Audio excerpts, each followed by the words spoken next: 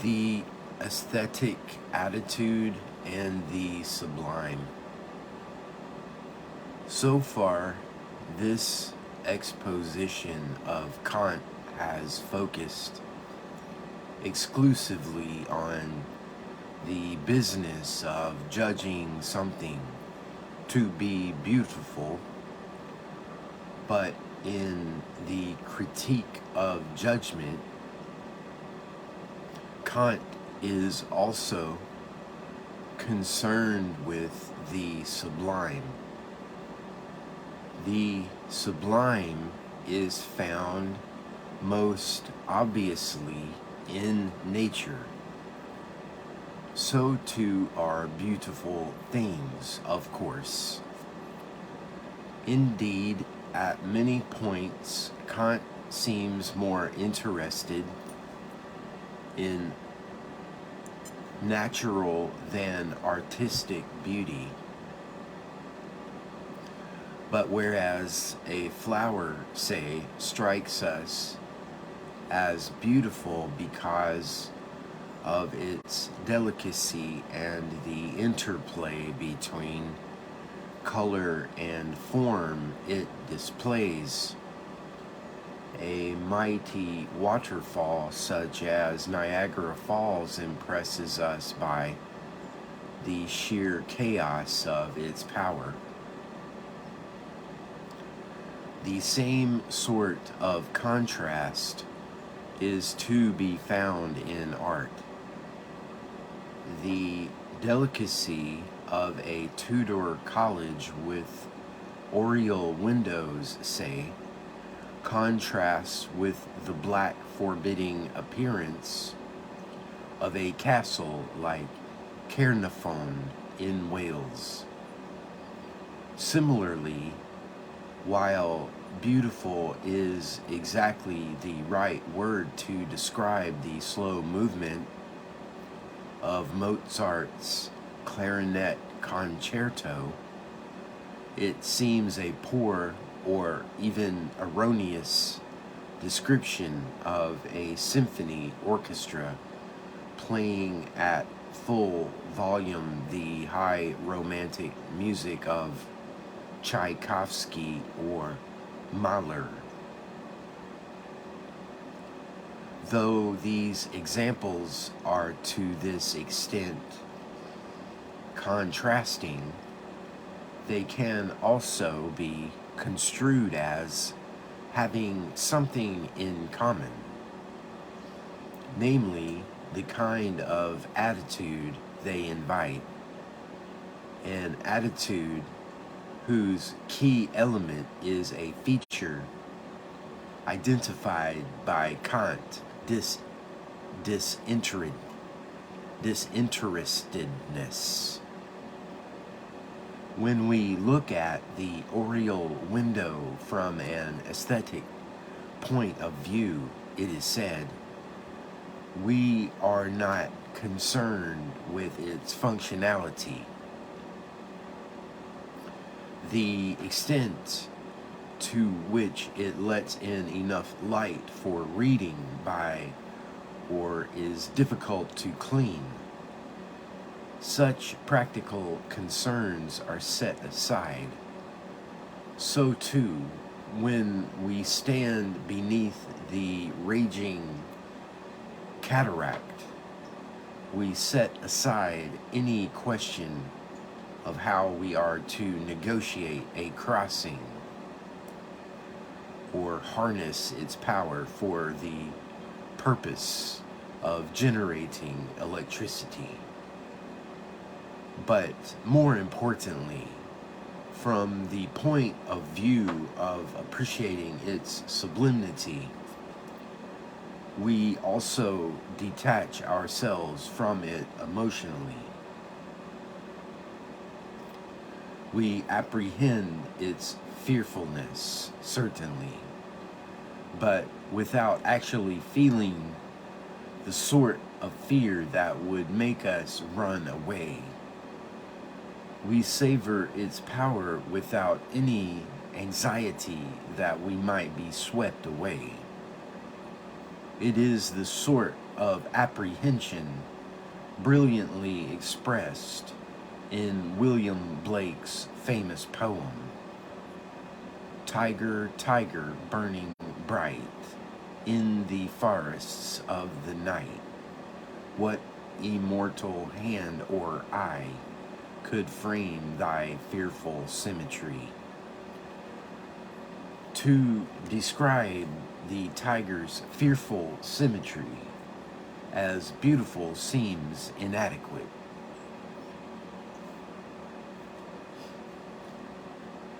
This is because while the tiger does indeed have beautiful fur and is superbly proportioned, much more impressive is the ferocity of the creature as it suddenly appears at night in the forest.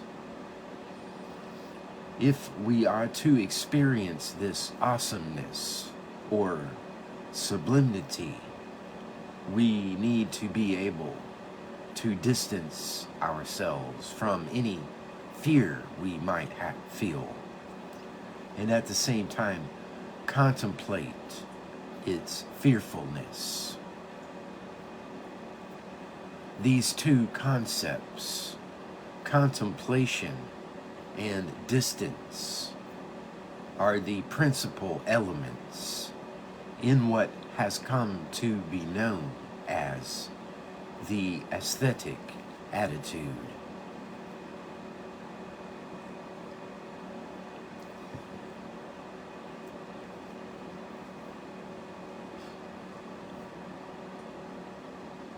The idea of distance received its most influential exposition at the hands not of a philosopher, but a psychologist, Edward Bullough. In an article published in 1912, Bullough introduced the term psychical distance in order to identify a distinctive psychological state that was, as the title of his article states, a factor in art and an aesthetic principle. His most famous example is that of a dense fog at sea. Such a condition is usually apprehended as a cause of fear and anxiety. But according to Bullough,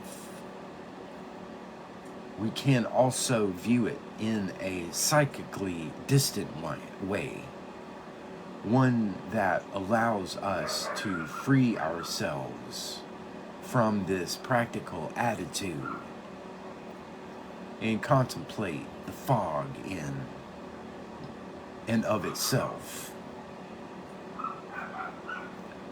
as a visual and perhaps tactile phenomenon. Bullough's essay was especially influential, but it is simply one attempt to give precise expression and a psychological basis to an idea that has proved to have widespread appeal.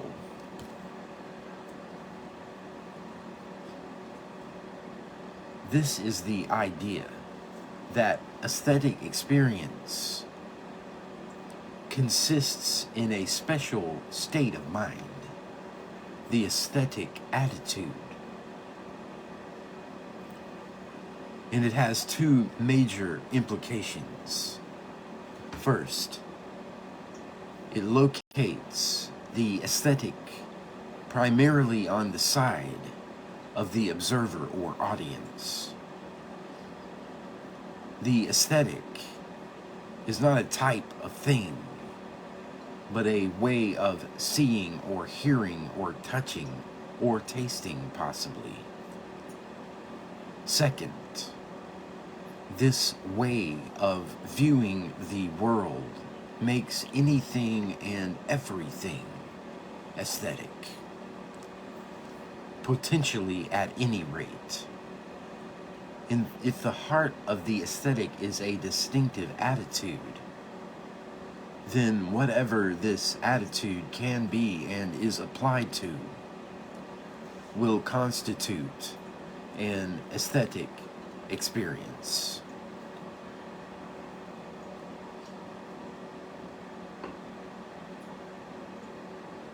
Both these implications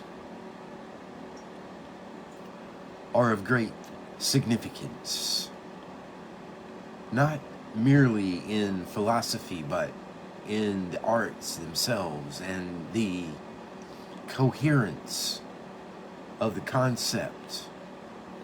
Aesthetic attitude is of crucial importance to modern art, as we shall see in chapter 11.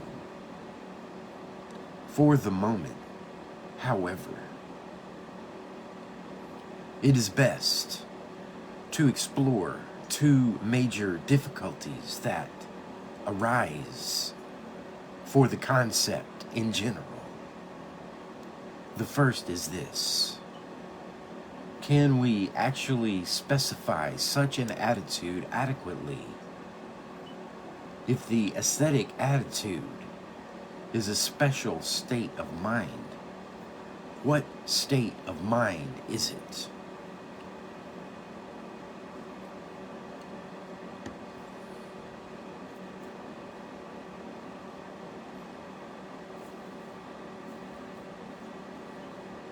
This is the question that the philosopher George Dickey addressed in an essay that has been very widely discussed. The myth of the aesthetic attitude. As the title makes plain, Dickey argued that all the major attempts to delineate such an attitude precisely, including Bulliff's, fail.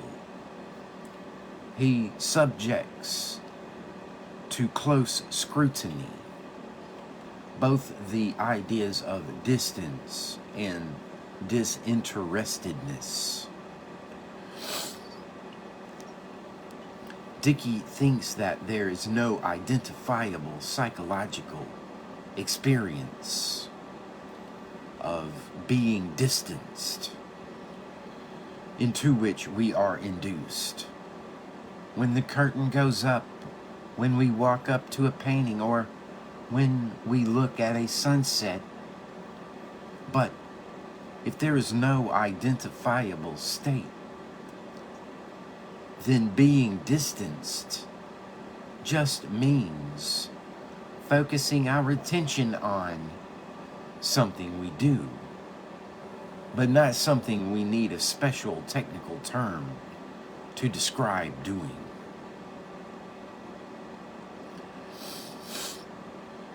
It might be agreed that the aesthetic attitude is not a special psychological state,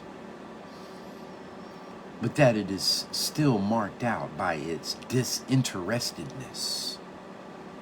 That is, it's being divorced from practical purpose. But Dickey argues that this suggestion trades on a confusion from the fact that some practical interests do indeed distract us from focusing on works of art as art, wondering about the investment value of a painting, for example. It does not follow that we can avoid distraction only by having no purpose at all. On the contrary, Certain purposes will cause us to concentrate on the work more intently. A playwright watching a rehearsal with a view to rewriting the script is one of the examples he gives. In short, Dickey presents a convincing case against the idea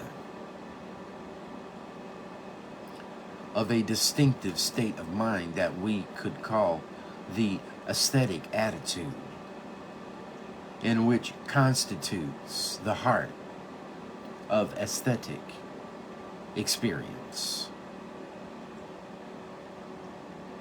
Art and the aesthetic.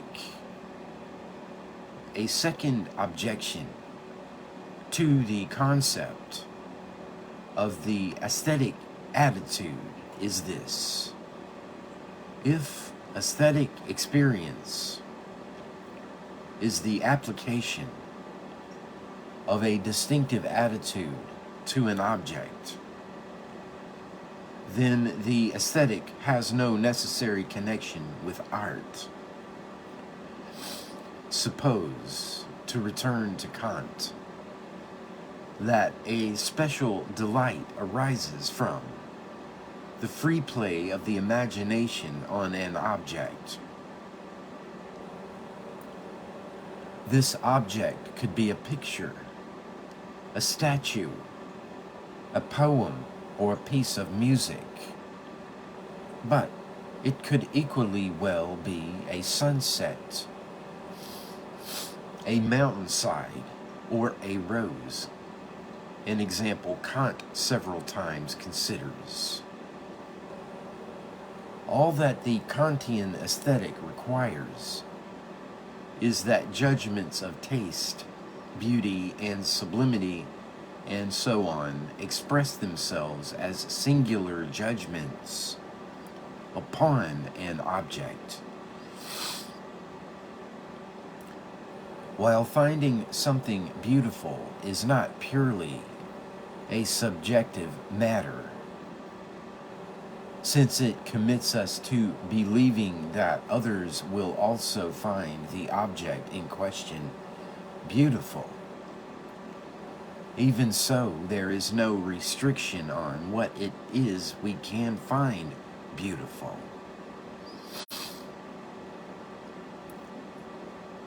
Natural objects seem as fitting an object for aesthetic delight as anything an artist might create.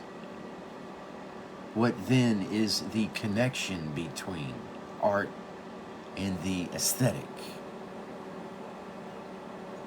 Kant addresses this point to a degree when he says nature is beautiful because it looks like art.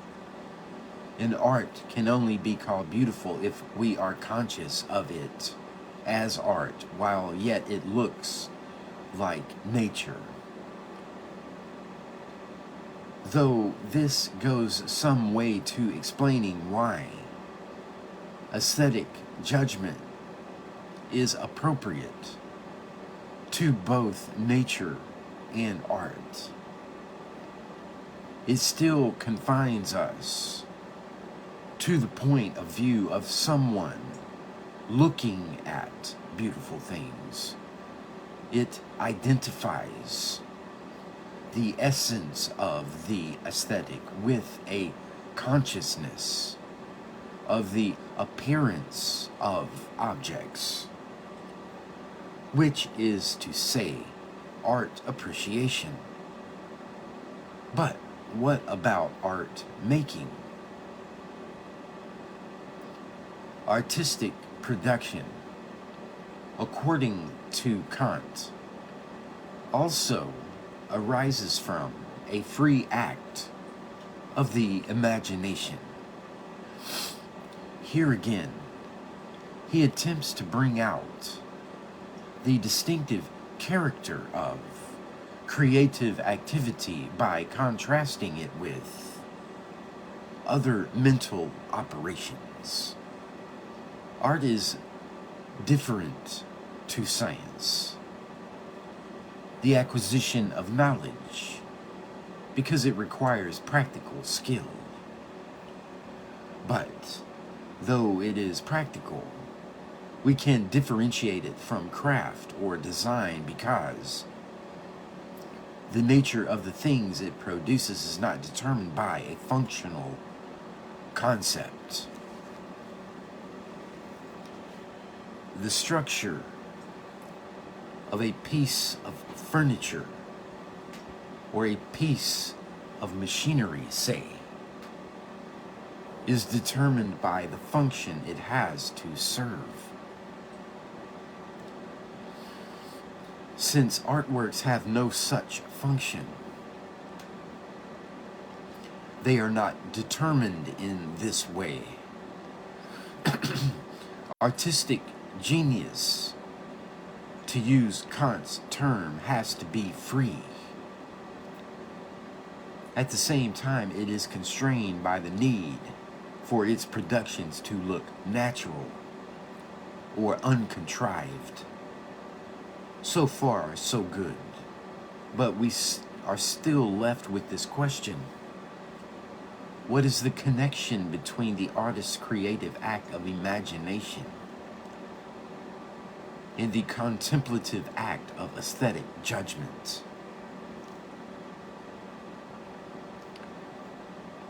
Aesthetic judgment, according to Kant, is merely a critical, not a productive faculty. While a natural beauty is a beautiful thing, artistic beauty is a beautiful representation of a thing. What this tells us is that both nature and art can engage aesthetic judgment, since both can be beautiful, but it is the special task of art to engage the aesthetic attitude by producing representations of things. One question is whether this does not confine art too narrowly to figurative painting. Lyric poetry is often beautiful, but surely it is expressive rather than representative. Kant does extend his account of art beyond figurative painting with the concept of aesthetical ideas. These are non-visual representations of non-physical things, such as love or death or envy, which it seems clear the literary arts can embody, including even lyric poetry. Perhaps a more difficult case is music. Music can be beautiful, but can it be the representation of anything? And surely architecture is functional rather than representative. These are all questions to be returned to in future chapters. For the moment, it is enough to note that while this seems a plausible way to distinguish natural beauty and artistic beauty, it does not explain the special value of art. In the spirit of Kant, we can agree that beauty is to be valued for its own sake and not to be reduced to or explained in terms of something else.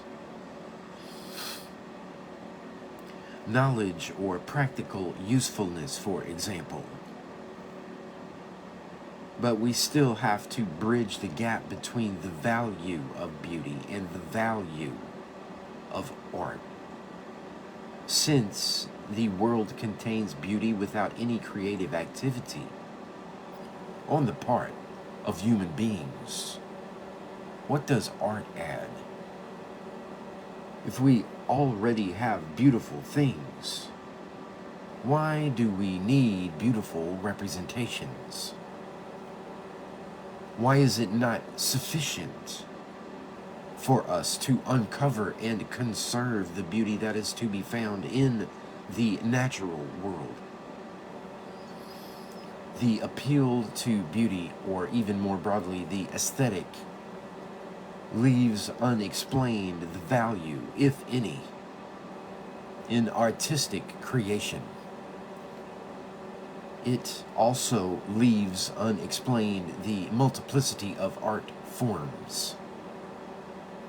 If we already have painting, why do we need poetry?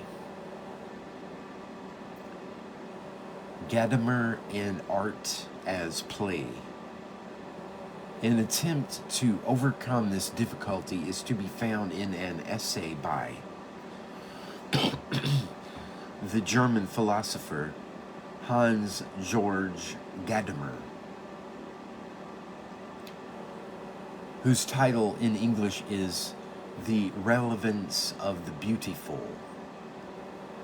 Gadamer aims to explain the value of art by building upon Kant's conception of the beautiful,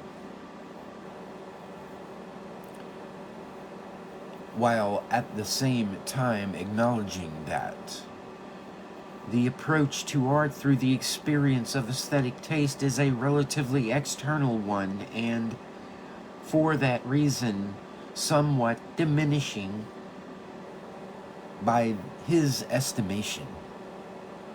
Kant's great advance was to see, first, that aesthetic taste is not a purely subjective matter, but something which claims universal assent. Second, that it arises not from any concept of the understanding, but from the free play of the imagination. And third, that the ability to play freely is the peculiarity of artistic genius.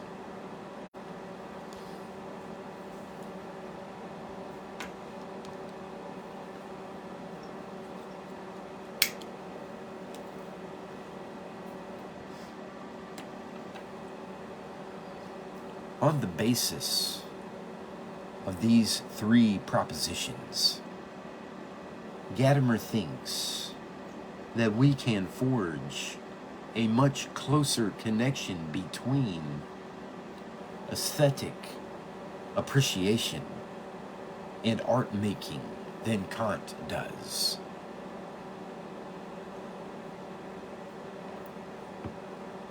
As Kant explains it,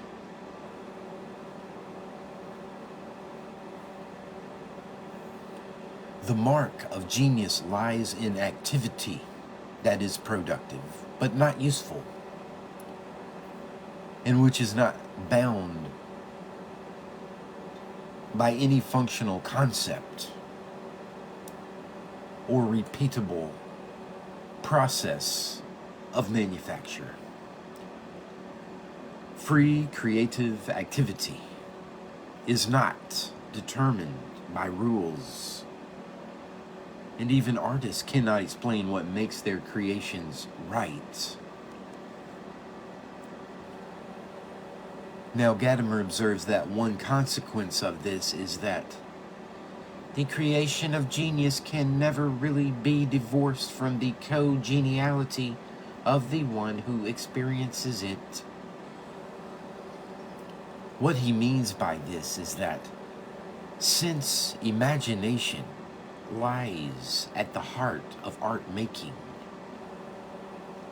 the realization of the artwork requires an act of imagination on the part of the observer as well as the maker.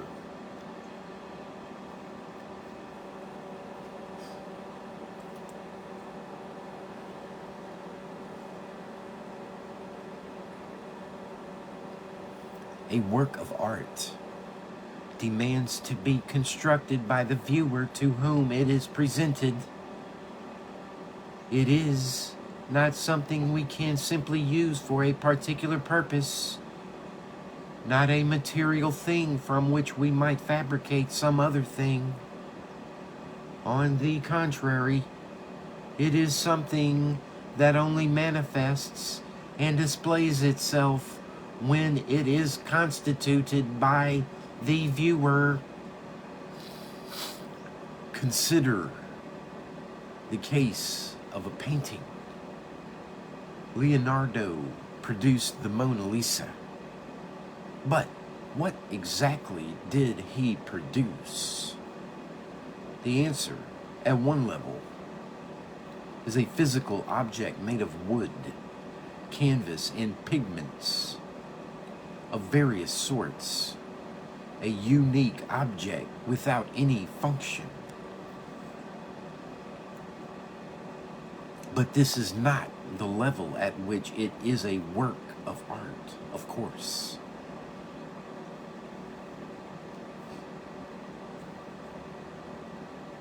The work of art is not a physical object at all, but an image of a woman with a faint, enigmatic smile. To appreciate this, however, we have to see this image for ourselves. If, for some reason, we can only see the thing that Leonardo produced as a physical object, he has failed to present us with the outcome of his imagination. Whereas aesthetic judgment can simply play on the beauty of natural objects. In order to play on beautiful representations, it must first see them as representations. This is why aesthetic judgment and artistic production go hand in hand. The artist's creativity needs its audience for its very existence.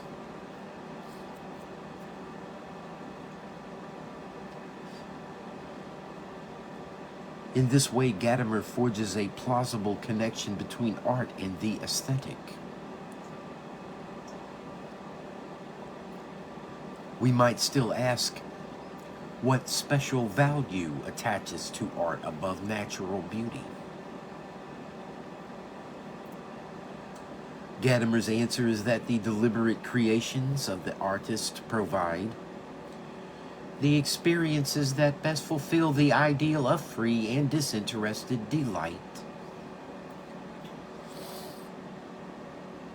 What is the mark of best here? We must look, he thinks, at the anthropological basis of our experience of art. The way that art connects with our fundamental nature. This connection, it turns out, is to be found in play. It is a fact about our anthropology that, in common with some other animals, we engage in play.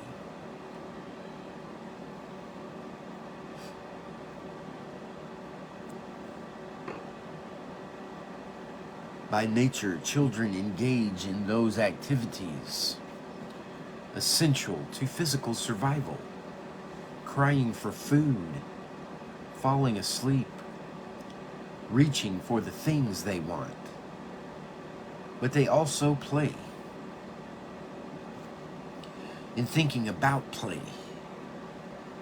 we usually contrast it with work, and for this reason generally accept that play can be characterized as activity without purpose. But as Gadamer points out, it is a deep mistake to suppose on the strength of this characterization that play is trivial activity and work is serious. This is a different contrast. Play is not mere diversion, because activity without a purpose need not be pointless.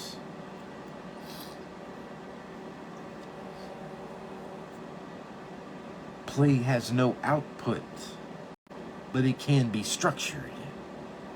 In the case of established games like chess or soccer, and even in the simple games of small children, there are rules and goals established within the play itself. For instance, the aim in soccer is to put the ball in the net. Viewed extrinsically from the outside, this amounts to nothing of any consequence and has no value. What value could there be in getting a leather ball to cross a line? This is the sense in which the game is purposeless. But viewed intrinsically, that is, within the terms of the game itself, the ball crossing the line is an achievement, namely a goal. Within the game of soccer, scoring goals is what lends focus and point to the rules of play and calls for the skill that may be exhibited in it.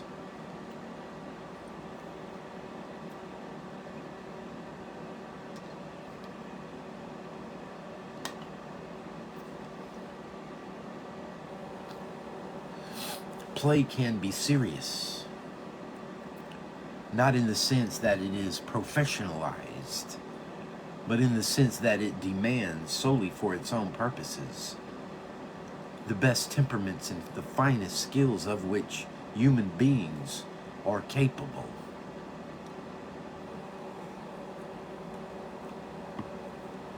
Now, Gadamer thinks that art is a kind of play in which together artist and audience join. What is distinctive about great art is the challenge it presents to the viewer to discern a meaning within it.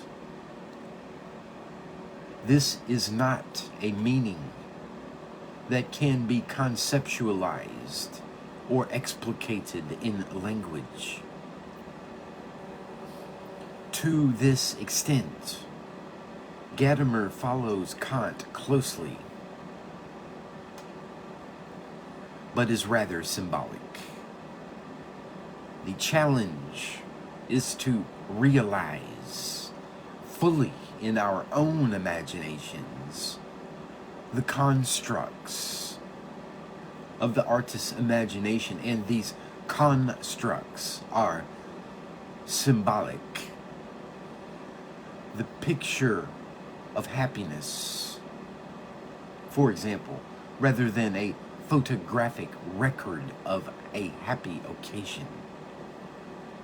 The artist's task is to engage the audience in a creative free play of images whereby symbolic representation is realized.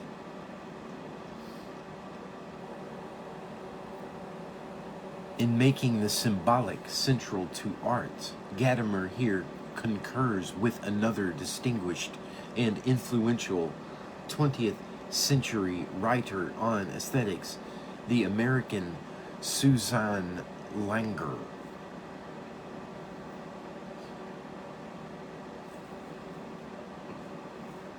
In a book entitled Feeling and Form, Langer advances the idea that though the meaning of art is not explicable in the way that the meaning of a scientific hypothesis is, This should not be taken to imply that it is either meaningless or merely an expression of subjective feeling. Works of art have symbolic meaning. And what we find in art is a meaning that consists in the creation of forms symbolic of human feelings. To this, Gadamer adds the idea that the realization of symbol is a communal activity. It requires cooperative activity. And this activity of play is something in which all and any may engage. This is Gadamer's interpretation of Kant's sensus communis.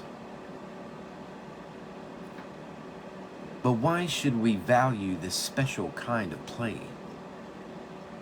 His explanation is novel and interesting. We discover in art, according to Gadamer, the same kind of universality we discover in festivals. And the important thing about festivals, according to Gadamer, is that they punctuate the flow of time. We do not describe a festival as a recurring one because we can't assign a specific place and time to it, but rather the reverse. The time in which it occurs only arises through the recurrence of the festival itself. Thus, everyday events are located before or after Christmas, for instance, not the other way around. Christmas is the marker relative to which other days take their significance. Gadamer thinks that we have two fundamental ways of experiencing time. One is the abstract calculation of temporal duration, and the other is festival time.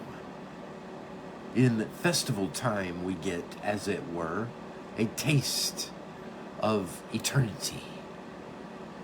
In an elegant summary, he says this: in the experience of art, we must learn how to dwell upon the work in a specific way. When we dwell upon the work, there is no tedium involved. For the longer we allow ourselves, the more it displays its manifold richness to us. The essence of our temporal experience is learning how to tarry in this way, and perhaps it is the only way that is granted to us finite beings to relate to what we call eternity. This compelling final sentence offers us the right kind of explanation for the value of great art by making it a vehicle to the most profound sorts of experience.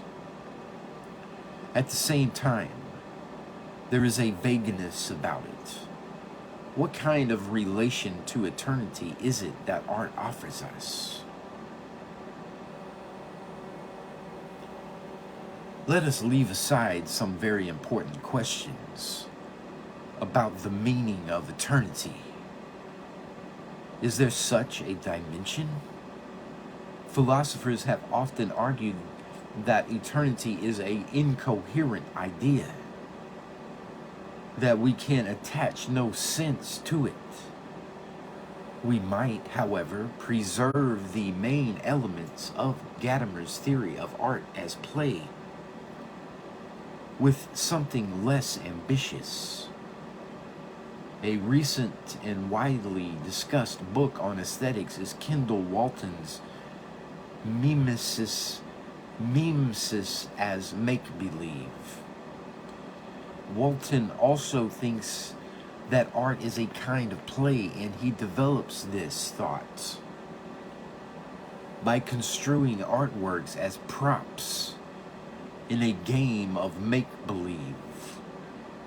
The value of art lies in the value of playing this game. Make-believe, the use of external props in an imaginative activities, is a truly remarkable invention. We can make people turn into pumpkins, or make sure the good guys win, or see what it is like for the bad guys to win. There is a price to pay in real life when the bad guys win, even if we learn from experience.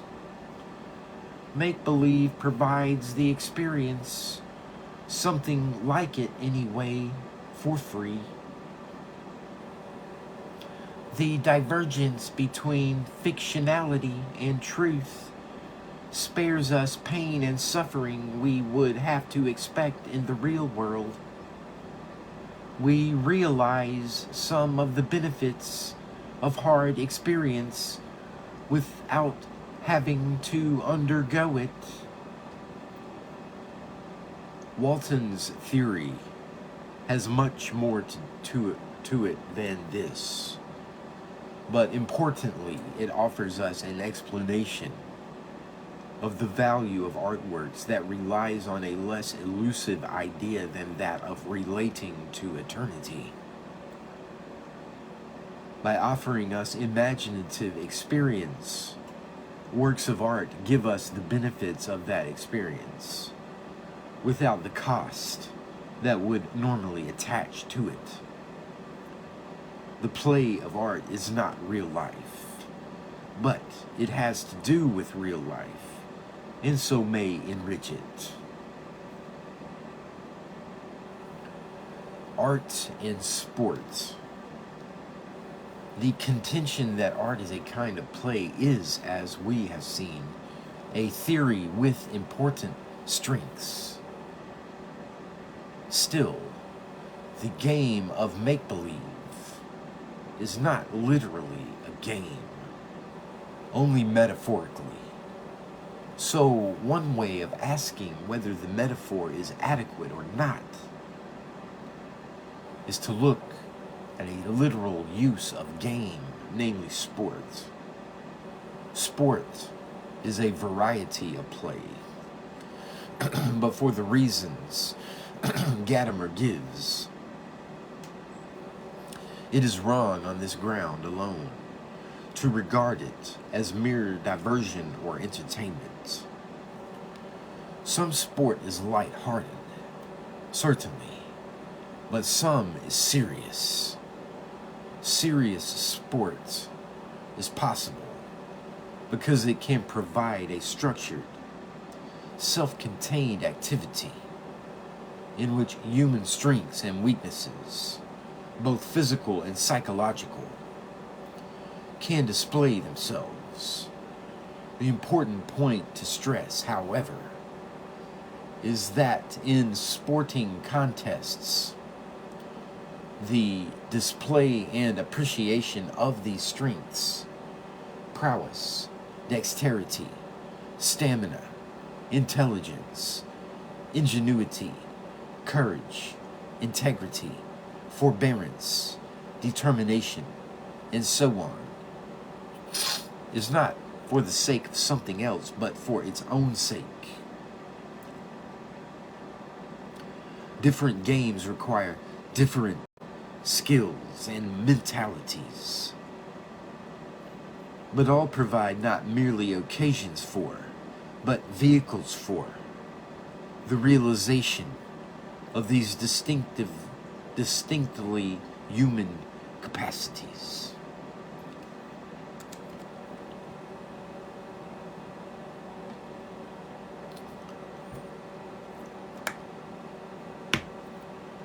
It is because of its connection with these sorts of achievement and expression that sport has a value greater than the pleasure which arises from amusing diversion. As with art, this feature of sport justifies expenditure of time and money on a scale which, if devoted to more mundane pleasures, would be regarded as straightforward indulgence or even waste.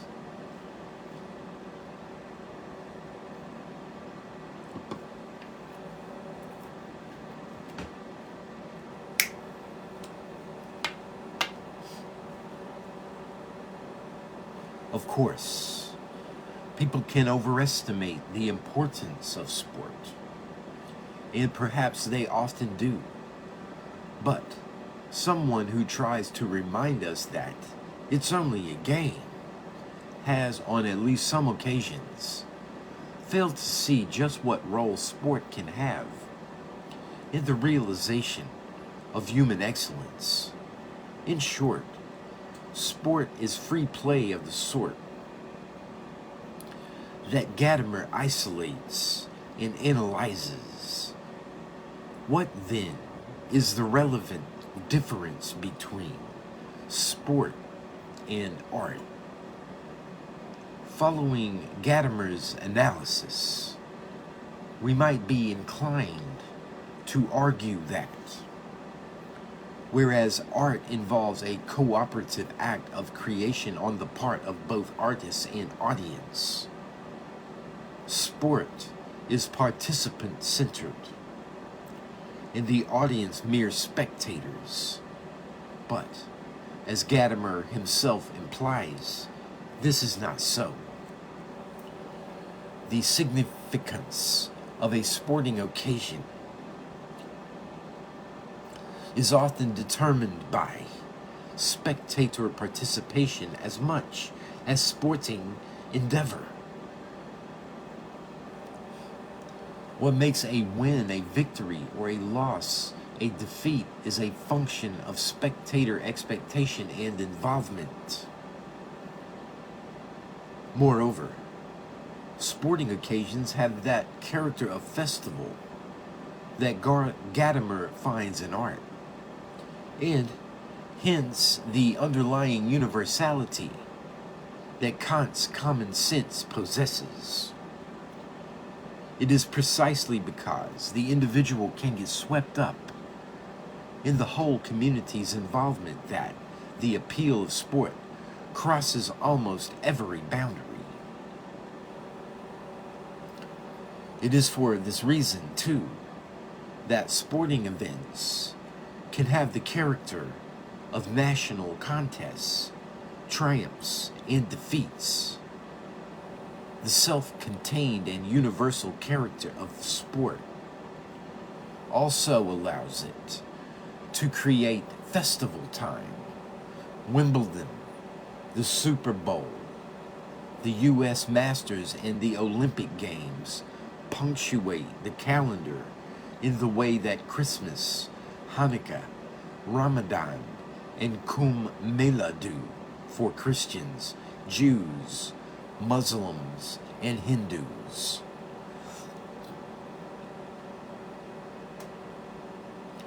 The other timing of ordinary, everyday events is related in terms of them, not the other way around. But if all this is true, if sport, no less than art, can provide us with activity that has purpose without purposefulness, and communal occasions of festival time, why is art to be valued distinctly from sport, or even as better than sport?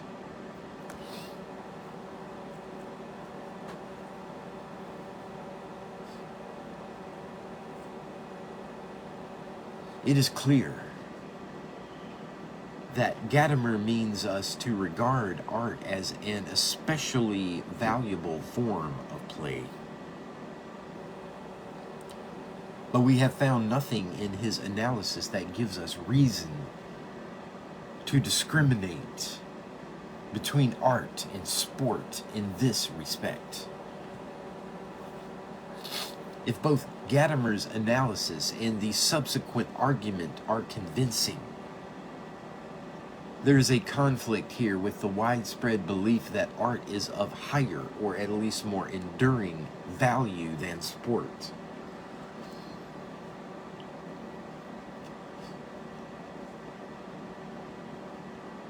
That this belief is indeed widespread can hardly be doubted. Though sportsmen and women are often feted as much as artists and performers, in the longer term, the great figures of sport are not ranked alongside the great figures of art. There are indeed sporting equivalents of Maria Callas and Laurence Olivier, Martina Navratilova, and Cassius Clay, perhaps. But there are no sporting equivalents of Shakespeare or Mozart. Great creative artists such as these take their place beside historically significant philosophers, scientists, religious figures, and political heroes. Great sportsmen and women do not. We could dismiss this differentiation as mere convention or cultural prejudice and conclude that there is no difference in value between art and sport. Or we can endorse this evaluation and seek some explanatory justification of it. Where might such an explanation lie? What we need is a further differentiating feature. Here's one. Art can have content where sport cannot. That is to say, a play or a book or a painting can be about something, but it would be senseless to speak of a game of tennis or footballs being about anything.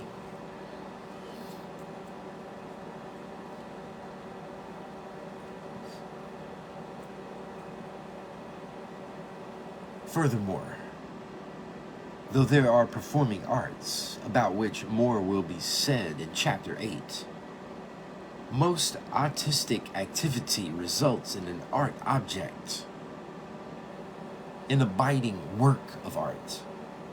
Games do not. Even in the age of VCRs and DVDs, when games can be recorded for posterity, leaving aside special benefits like acquiring a better mastery of the techniques of the game, there is relatively little to be gained from viewing them repeatedly. Nor could a particular game be played again in the same way that a drama can. The difference is this. The drama has a meaning that can be explored. The game, however, compelling to watch, has none. Walton, in the parts omitted from the passage quoted previously, speaks of exploration and of insight.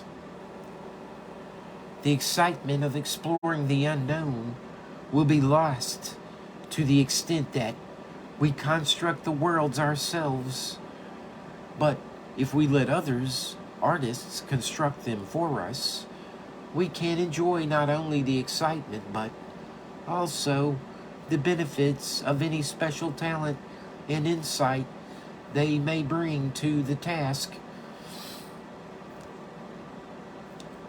Exploration and insight are not terms that naturally apply to games, just as it would be odd to speak of games as profound, shallow, or sentimental descriptions that are easily applied to works of art. We can only use these terms where it makes sense to speak of content or subject matter. And this implies once more that art, unlike sport, has communicative import.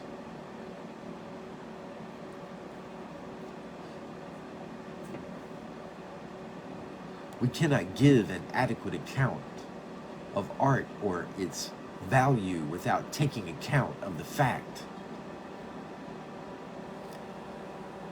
that artworks have something to communicate. But what? Here we come to another important debate in the philosophy of art, namely the nature of artistic communication. And of all the rival theories on this point, one has been dominant: the view that art communicates emotion. It is to this theory that the next chapter is devoted. Before that, it is useful to retrace our steps by way of a summary of both this chapter and the previous one. The summary. The commonplace view that the value of art lies in the pleasure we get from it has been found to be deficient on a number of grounds. First, it is not clear that what is commonly regarded as the finest in art is, except for those laboriously trained to enjoy it, a real source of amusement. Second, if art's value is pleasure, this makes it nearly impossible to explain the various discriminations that are made within and between forms and works of art. Third, it is hard to see how the pleasure theory could sustain the sorts of evaluative distinctions that are made between art and non-art in the cultural and educational institutions of our society. We might try to amend the pleasure theory by formulating a distinction between pleasures and classifying art as higher. But as the examination of Mill showed, no such distinction seems to be sustainable. A further maneuver is to try to isolate a distinctive aesthetic pleasure, the pleasure we derive from beauty. Following Kant, we can see how focusing on beauty can provide us with a middle position between mere personal pleasure on the one hand and a scientific description of fact on the other. Furthermore, it is an analysis that can be extended to include the sublime as well as the beautiful. Yet, in the end, the Kantian aesthetic lays all the emphasis on the mental state of the observer, whose imagination may as freely play on nature as on art, leaving obscure the connection between art appreciation and art making. And in any case, there are serious doubts, famously articulated by George Dickey, as to whether the concept of aesthetic attitude inspired by Kant is not a myth. It should be noted that nothing in the argument so far should be taken to imply that art proper cannot be entertaining or give us pleasure. Nor does the argument deny that paintings and pieces of music are beautiful and are often valued chiefly for this reason. All that the argument so far has shown is that if the chief value of art resides in pleasure or beauty, art cannot be given the high estimation we commonly give it. Gadamer, building upon Kant's aesthetic, offers us a more sophisticated version of a similar theory, art as play. Play is not mere diversion, but is or can be a serious and important part of human life. In Gadamer's analysis, it may even be shown to have a semi-religious significance, while by Walton's account it is a game which has the benefits of experience without the usual costs. To identify art as a kind of play, therefore, is to attribute a high value to it. Yet, if art is nothing more than play, this means that we cannot, as we customarily do, draw a distinction between the importance of art and the importance of sport. Sport can be no less serious than art in Gadamer's theory. In itself, of course, this is no refutation. However, combined with the further observation that art, unlike sport, can communicate something, that it can mean something, there does seem to be reason to look further and to ask whether this element of communication might not justify the attribution of greater value to art. One familiar suggestion is that art communicates emotion, and this is the idea we examine next.